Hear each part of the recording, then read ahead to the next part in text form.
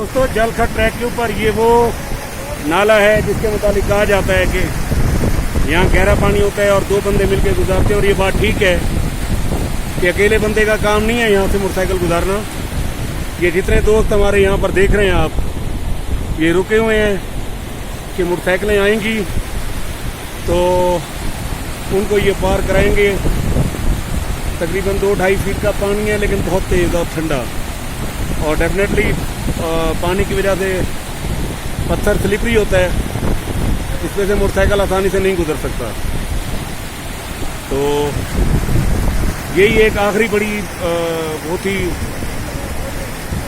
क्या कहते हैं मुश्किल जिसको पार कर चुके हैं। अब इंशाल्लाह इससे आगे हमने ऊपर चढ़ना है नूरी टाप और उससे आगे हम जलखट की तरफ जाएंगे। तो